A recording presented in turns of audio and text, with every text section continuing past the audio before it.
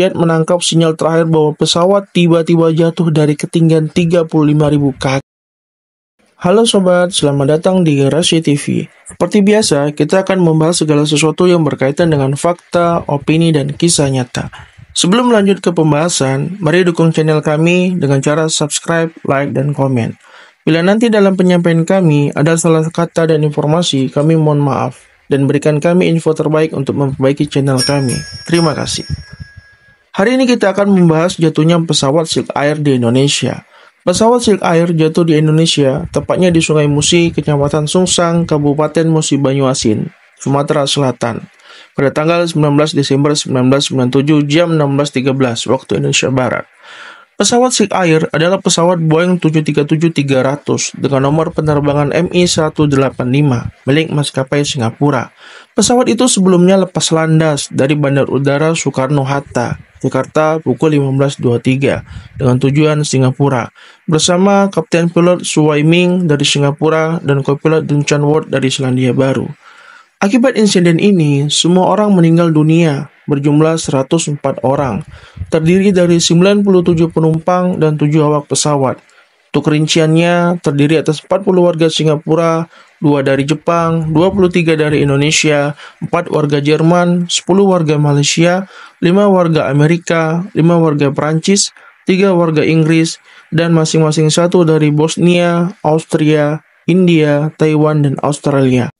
Dan ditambah 7 orang awak pesawat. Misteri terkait kepastian penyebab kecelakaan tersebut masih menjadi tanda tanya. Namun spekulasi menyebutkan bahwa ada dugaan pilot melakukan bunuh diri, dikutip dari WSJ.com. Pesawat tersebut dikendalikan oleh Kapten Su Wai Ming dari Singapura yang berusia 41 tahun, yang merupakan seorang pilot berpengalaman dengan jam terbang 6.900.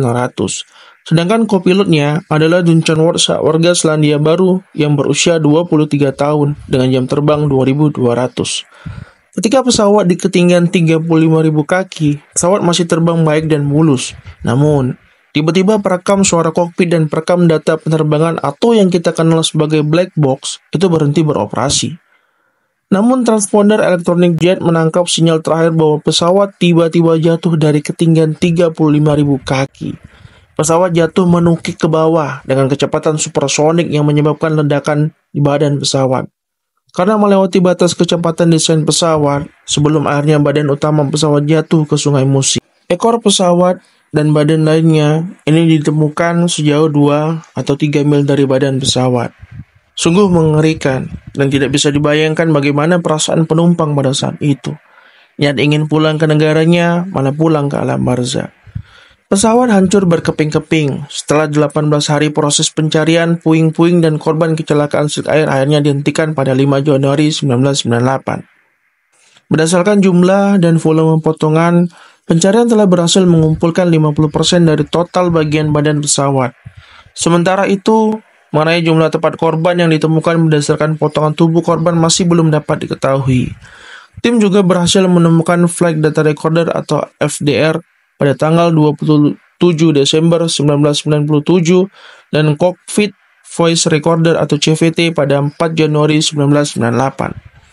Para korban yang ditemukan kemudian dimakamkan secara massal di pemakaman Kebun Bunga di Palembang pada tanggal 19 Januari 1998. Membahas sedikit tentang pilot pesawat Silk Air 185.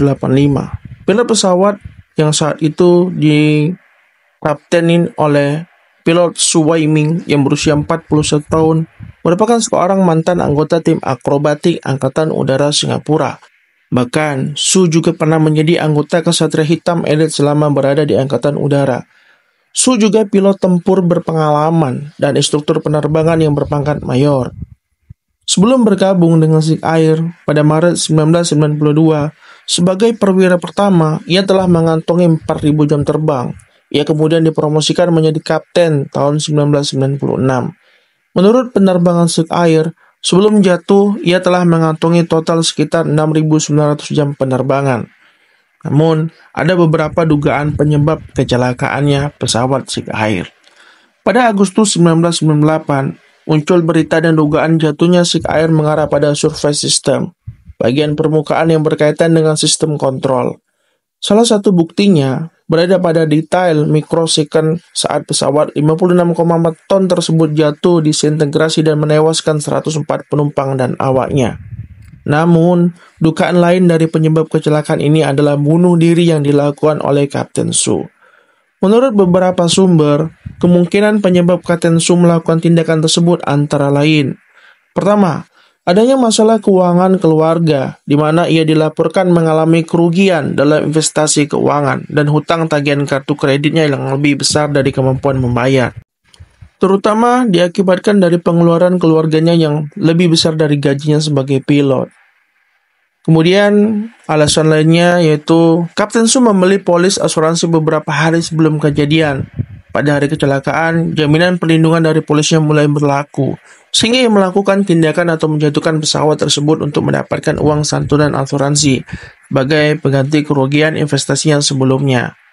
Dugaan yang ketiga, ia juga dilaporkan beberapa kali mendapat teguran disiplin dari Sikh Air, termasuk satu tindakan yang berkaitan dengan memanipulasi skrin dari perekam suara kokpit atau CVR. Yang keempat, alasan dugaan lainnya adalah laporan lain mengatakan ia juga berkonflik dengan co-pilot Ward dan beberapa rekannya yang meragukan kemampuannya memimpin sebagai kapten pilot. Dugaan lain yang kelima adalah Kapten Su adalah mantan pilot dan instruktur A4 Skyhawk Angkatan Udara Singapura. Ia memiliki pengalaman dengan pesawat tersebut selama 20 tahun. Selama karirnya, ia pernah mengalami musibah, yaitu kehilangan 4 teman satu skadronnya ketika latihan terbang. Setahun sebelum kecelakaan, mungkin ini dampak psikologis dari musibah ini, diduga mengubah kepribadian Su yang berujung pada kecelakaan pesawat AX tersebut.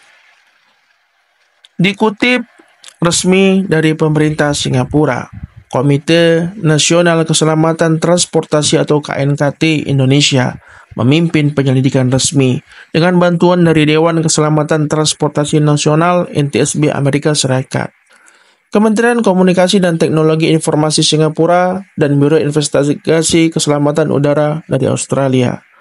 Sebagai bahan dari penyelidikan, kotak hitam atau black box dan komponen pesawat lainnya diperiksa oleh para ahli dari Indonesia, Australia, Prancis, dan Amerika Serikat.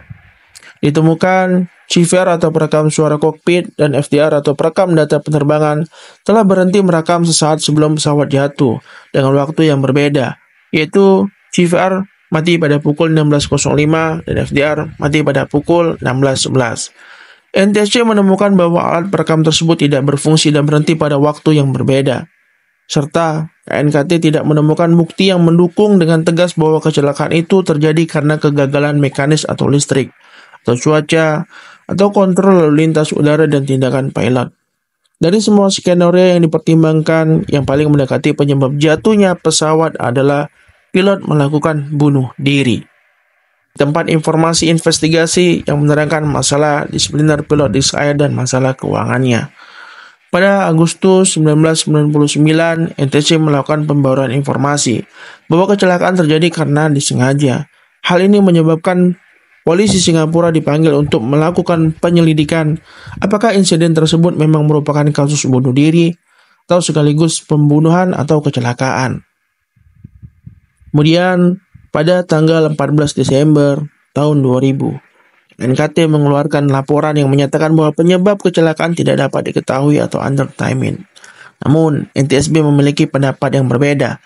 Menurut mereka, kecelakaan ini disebabkan oleh tindakan Kapten Su yang sengaja menjatuhkan pesawatnya ke laut atau bunuh diri.